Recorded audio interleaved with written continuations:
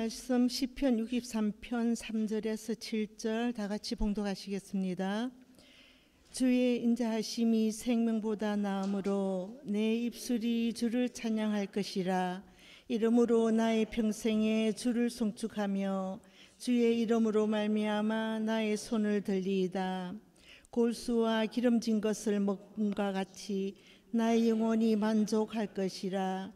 나의 입이 기쁜 입술로 주를 찬송하되 내가 나의 침상에서 주를 기억하며 새벽에 주의 말씀을 작은 소리로 엎조릴 때에 하오리니 주는 나의 도움이 되셨음이라.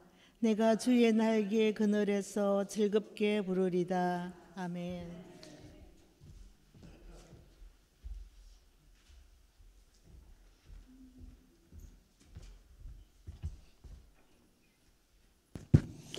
할렐루야. 예, 오늘도 말씀 듣기 전에 우리 서로 인사 나누고 말씀 듣도록 하겠습니다. 엄지손가락 들고요.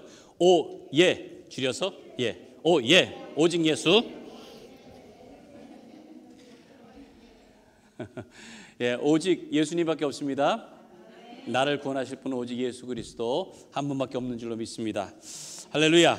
예, 오늘 표 해보죠. 나의 영혼아, 시작. 나의 영혼아 잠잠히 하나님만 바라라. 무릇 나의 소망이 그로부터 나오는도다. 시편 62편 5절 말씀. 할렐루야. 이제 사순절이 시작이 됐습니다. 부활절 전에 우리가 40일을 기리는 그런 시간으로 갔는데요. 그동안에 예수님의 고난을 생각하면서 우리가 회개 그리고 또 절제의 그런 시간들을 갖는 그런 기간입니다. 그래서 지난 수요일 날 우리가 제2수요일 제의식을 하면서 시작이 됐죠. 예, 여기서 주일은 뺍니다.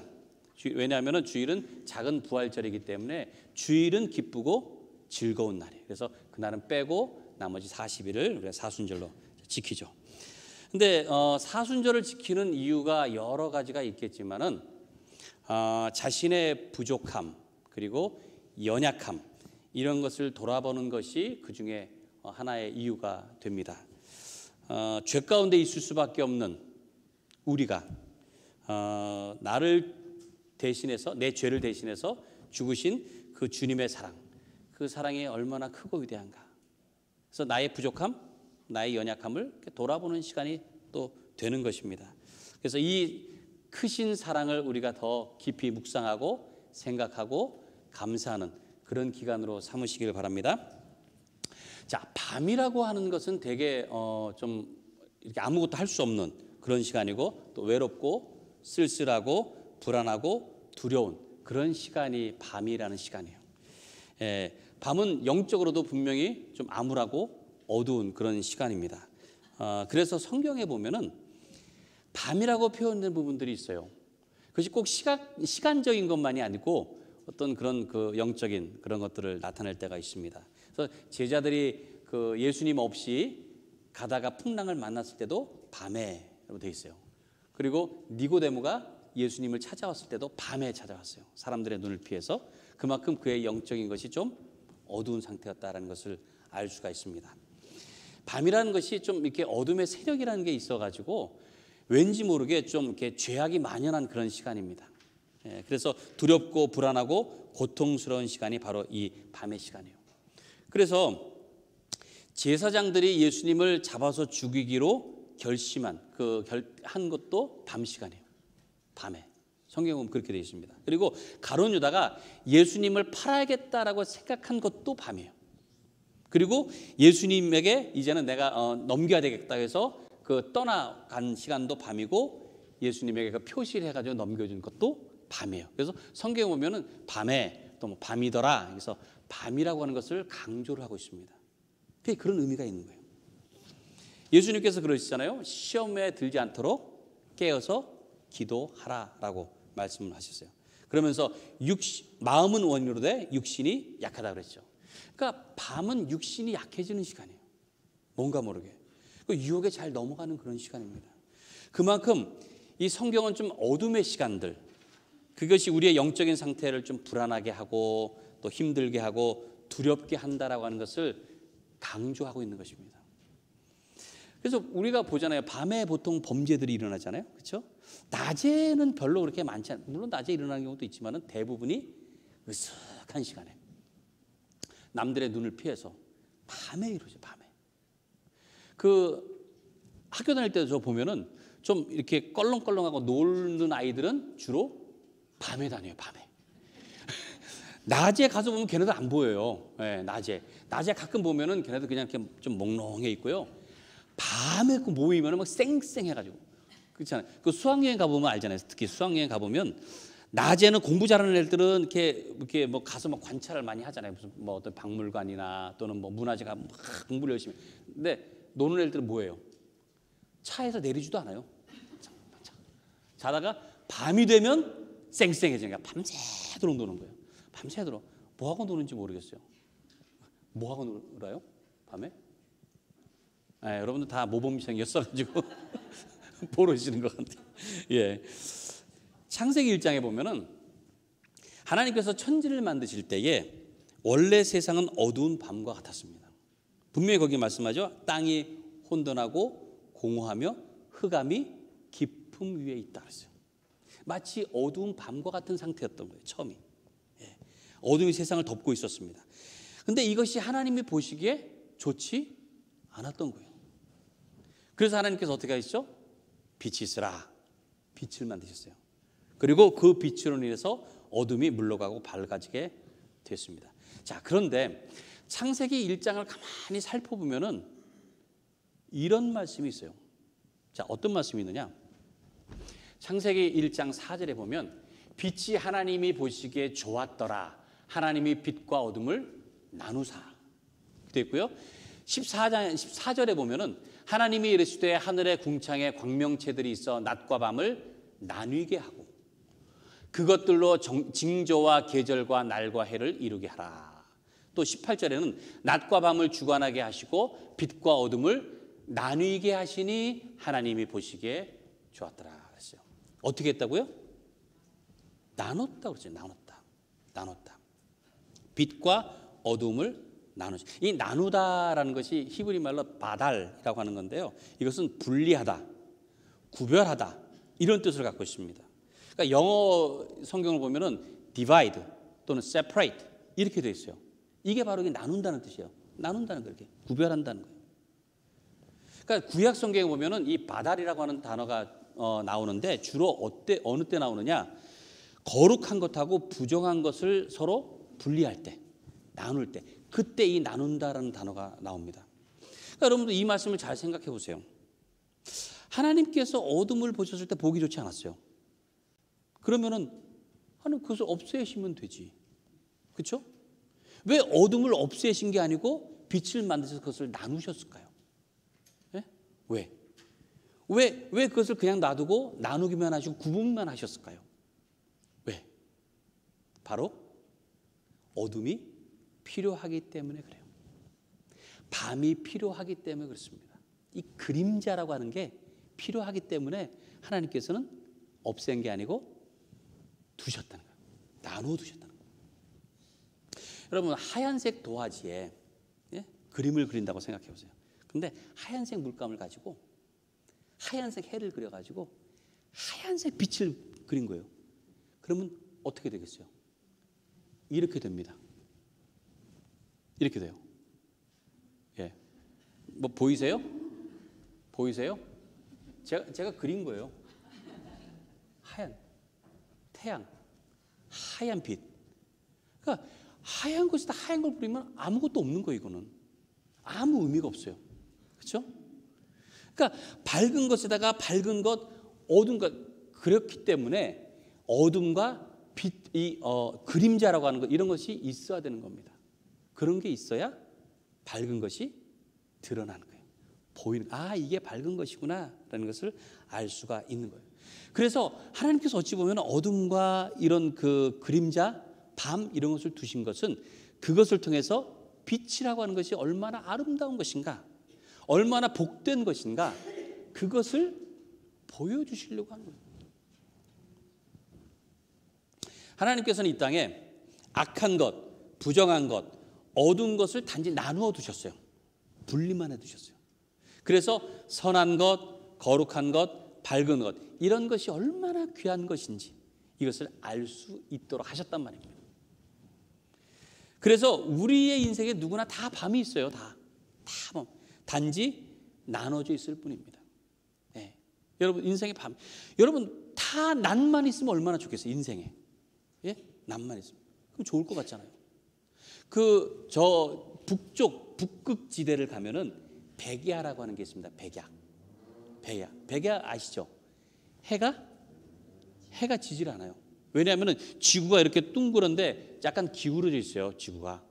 그래서 지구가 이렇게 기울어져 해를 향해서 약간 기울어져 있으니까 요 위쪽은 이렇게 겨울에는 여름에 계속 보고 있으니까 해가 지질 않는 거예요. 밤에도.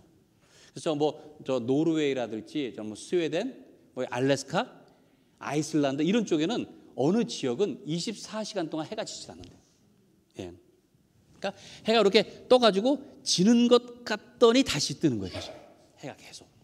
저는 좋을 것 같더라고요. 어렸을 때 제가 그 얘기를 들었을 때는 그냥 우리는 이렇게 낮에 놀다가 밤에 어둑어둑해지면 집에 가야 되잖아요. 못 놀잖아요. 그래서 근데 거기는 계속 화나니까 와 계속 놀겠다 이런 생각을 했었어요. 그렇게 야 거기 좋겠다.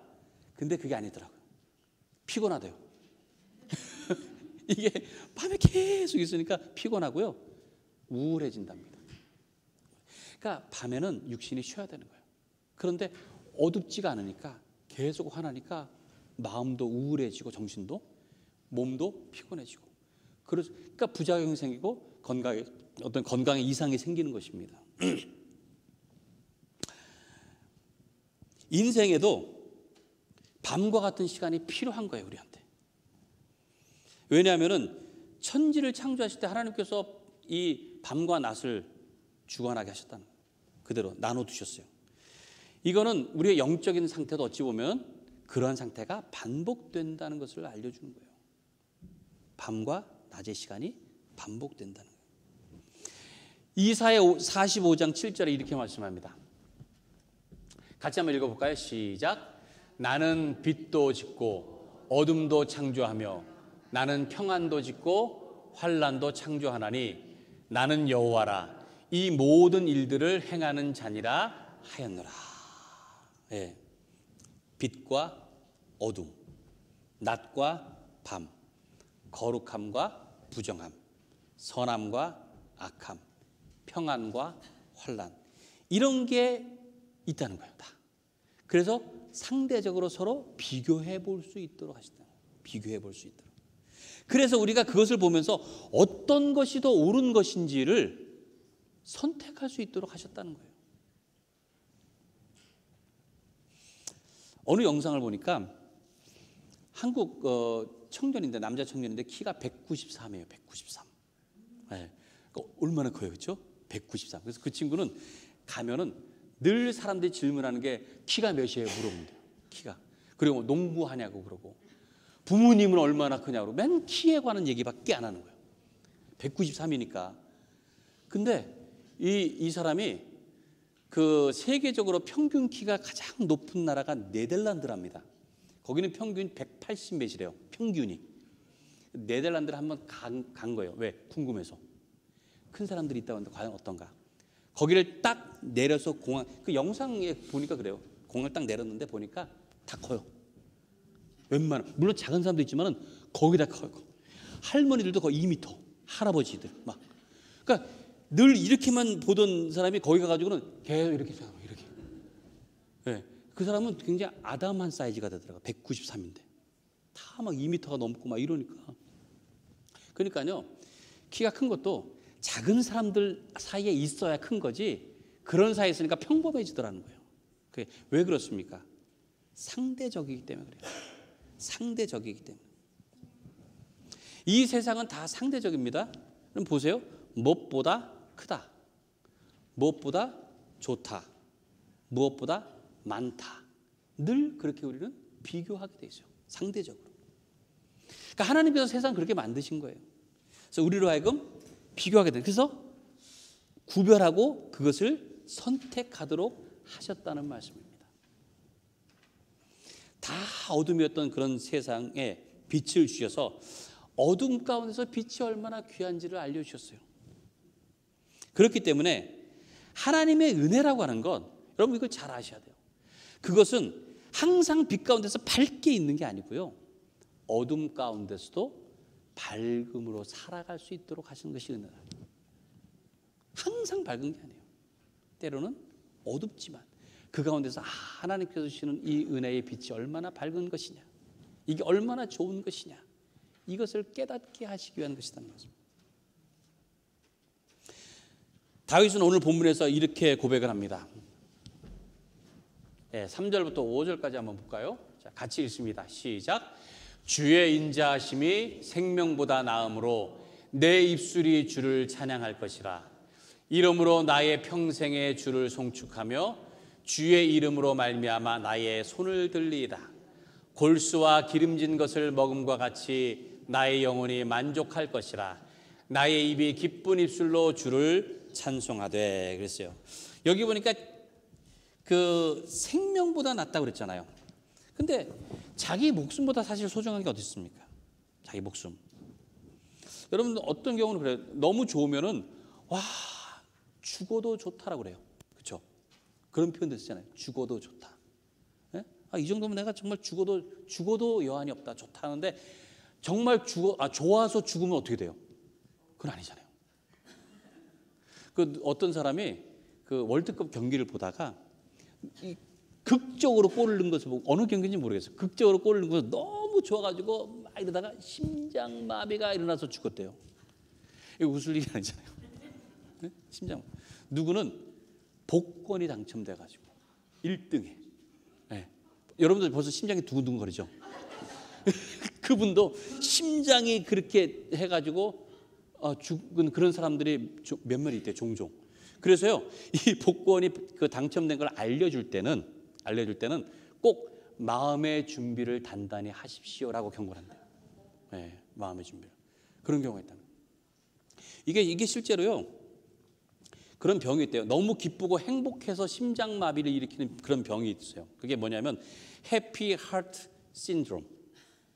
행복 심장 증후군. 이런 게 있어요, 진짜. 그러니까 너무 좋으면 죽을 수 있다는 거예요. 네. 근데 보세요, 여러분. 아무리 좋다고 해도 좋은데 죽으면 아무 소용이 없잖아요. 좋은데 죽으면. 여러분들 그렇게까지 이 세상에서 그럴 일은 없을 거 아니에요. 네? 그래도 생명이 있고 나서 좋은 거죠. 생명이 있고 나서 즐거운 거 아니에요? 그만큼 생명이 중요한 것인데 오늘 뭐라고 그래요? 생명보다 낫다고 그래요. 생명보다 무엇이 낫다고 그래요? 하나님의 인자하심이. 그 인자하심이 얼마나 좋으면은 내 생명 걷어가도 좋다는 거예요. 네? 내 생명보다 더 소중하고 더 귀한 것이 하나님의 인자하심. 얼마나 좋고 엄청나면 그렇게 고백을 하겠습니까? 그러니까 주의 인자하심은 이 땅에서 비교할 수 없는 엄청난 은혜고 기쁨이라는 것을 이 시편 저자가 알게 된 거예요. 그래서 그 인자하심을 뭐라고 그래요? 평생 찬양하겠다고 그러잖아요. 평생 찬양한다. 다른 거 더 필요 없을 정도 내 영혼을 만족시킨다라고 고백을 하고 있습니다. 내 영혼. 그리고 나서 오늘 본문에 보면 이어서 이렇게 고백을 하죠. 6절, 7절 한번 보겠습니다. 내가 나의 침상에서 주를 기억하며 새벽에 주의 말씀을 작은 소리로 읊조릴 때에 하오리니 주는 나의 도움이 되셨습니다. 내가 주의 날개 그늘에서 즐겁게 부르리다. 이거를 세번역 성경으로 하면 조금 더 이해가 쉬워서 세번역 성경으로 좀 보겠습니다. 자, 이렇게 말씀해요. 잠자리에 들어서도 주님만을 기억하고 밤을 새우면서도 주님만을 생각합니다. 주님께서 나를 도우셨기에 나 이제 주님의 날개 그늘 아래에서 즐거이 노래하렵니다. 이 시편 63편은 다윗이 기록된 것으로 알려져 있습니다. 다윗은요, 밤이 두려운 사람이었어요. 그가 왕이었잖아요. 왕이 되기까지도 그랬지만은 늘 그때만 해도 밤에 편히 잘 수 있는 그런 상황이 아니에요. 다윗이 또 피를 많이 흘렸다 보니까 언제 역적이 원수가 밤에 와서 자기를 해칠지 모르는 거예요. 그런데 밤에 편히 잘 수 있겠습니까? 밤에 누웠다 눈만 이렇게 감았다가도 혹시 또 뭔가 부스럭하면 또 혹시 그러지 않았겠어요? 얼마나 밤마다 얼마나 괴로웠겠어요. 얼마나 불안했겠어요. 얼마나 두려웠겠습니까? 그래서 뭐 그런 구절도 있습니다. 밤마다 눈물로 침상을 띄웠다 그랬어요. 얼마나 눈물을 흘리면서 밤마다 침상을 띄울 만큼 그렇게 밤이 무섭고 두려웠습니다. 근데 그런 두려운 밤의 시간들을 지나면서 이 다윗이 하나님을 더욱 깊이 만나게 되었다. 그 밤의 시간에. 그 밤에 지켜주시고 보호해 주시는 하나님의 손길을 깨달았습니다. 그래서 잠자리에서도 주님만 기억하고 밤새도록 주님만 생각한다라고 고백을 하는 거예요. 밤이 어찌 보면 절망적인 그런 시간들이었을지 모르지만 그 밤을 통해서 이 다윗은 교훈을 얻은 거예요. 그 밤을 통해서 주님의 도우심을 누리게 되었다는 겁니다. 그래서 그가 그러는 거야. 내가 하나님을 정말 송축하고 즐겁게 노래를 부르겠다. 즐겁게. 그러니까 더 이상 두려운 밤이 아니고요. 이제는 즐겁게 노래하는 밤이 되었다는 거예요. 여러분들의 인생에 두려운 밤의 시간들이 올 때가 있습니다. 그때 여러분 어떻게 하시겠어요? 그 밤이 오히려 주님과 더 가까워지고 또 주님을 찬양하는 그런 유익한 시간들이 되시길 바랍니다. 보통 찬양은 우리가 편하고 좋을 때 찬양을 해요. 그렇죠? 근데 진짜 찬양은요, 힘들고 고통스러울 때 하는 것이 진짜 찬양입니다. 힘들고 괴로울수록 하나님의 위로, 하나님의 자비, 하나님의 인자하심을 우리가 체험할 수 있기 때문에 그래요. 바울과 실라가 빌립보 감옥에 갇혔을 때에 억울하게 갇혔습니다. 매를 맞았어요. 그 아프고 두려운 그런 상황이에요. 그리고 감옥에 갇혔습니다. 근데 그들이 어떻게 했다고 그랬어요? 말씀 보니까 기도하고 찬송함에 죄수들이 들었다고 그러죠. 죄수들이 들을 만큼 큰 소리로 찬양을 했습니다. 찬양했어요. 분명히 어떤 고통과 두려움 속에 있었지만은 그 가운데서 하나님께서 주시는 위로와 그 은혜를 체험했기 때문에 찬양했을 줄로 믿습니다. 그 밤에 그 어두운 곳에서. 그래서 하나님의 위로가 있다 보니까 내가 이 밤에도 우리 혼자 내버려 두신 것이 아니고 함께 계시다고 하는 것. 그것 때문에 찬양하는 밤이 될 수 있었다는 거예요. 인생의 밤이 두렵지 않은 사람들은 없습니다. 다 그래요. 인생의 어떤 어두운 시간들 지날 때마다 우리는 두려울 수밖에 없고 고통스러울 수밖에 없어요. 그런데 하나님께서 분명히 약속하신 것, 우리와 함께 하신다. 내가 너를 도와줄 것이다. 그래서 우리로 하여금 그 하나님을 찬양할 수 있도록 인도해 주시는 줄로 믿습니다. 이 사순절은요, 어찌 보면 밤의 시간들을 묵상하는 시간입니다. 밤의 시간들. 예수님께서 십자가에 달리시던 그 밤, 그 고통과 두려움을 묵상하는 시간이에요. 예수님께서 십자가에 그 새벽부터 이제 달리셨으니까는 낮 동안 있으잖아요. 근데 낮 동안에도 보니까 해가 빛을 잃어서 어두워졌다고 그랬어요. 그 모든 것들이 다 의미가 있습니다. 세상이 다 어두워졌어요. 십자가를 바라보던 그 따르던 사람들의 마음도 어두워졌습니다.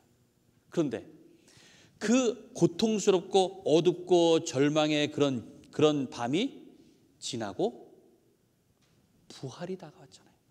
부활이. 그러니까 밤이 깊을수록 새벽에 가깝다라는 말이 있잖아요. 고통과 두려움의 밤이 깊을수록 반드시 부활의 새벽이 다가오고 있다는 것을 여러분들 꼭 기억하시기 바랍니다. 주님께서 우리를 위해서 살아나셨습니다. 우리는 그 시간들을 바라보면서 그 주님의 고통, 그 주님의 아픔, 그것이 나를 위한 것이라는 것. 그래서 나의 밤의 시간도 주님께서 나와 함께 하시고 나를 위로하시고 나에게 힘을 주신다고 하는 것. 이것을 꼭 기억하는 여러분들 되시기 바랍니다. 두렵지 않은 밤은 없지만 그 밤에 주님께서 함께 하신다. 그리고 빛으로 오신 주님께서 우리에게 밝은 빛으로 인도하고 계신다는 것. 그 은혜로 함께 하신다는 것을 여러분들 꼭 기억하시기 바라고, 그 은혜를 깊이 깨달으면서 오히려 그러한 순간에 더 찬양하고 감사드리며 사는 여러분 모두의 삶이 되시기를 간절히 축원합니다.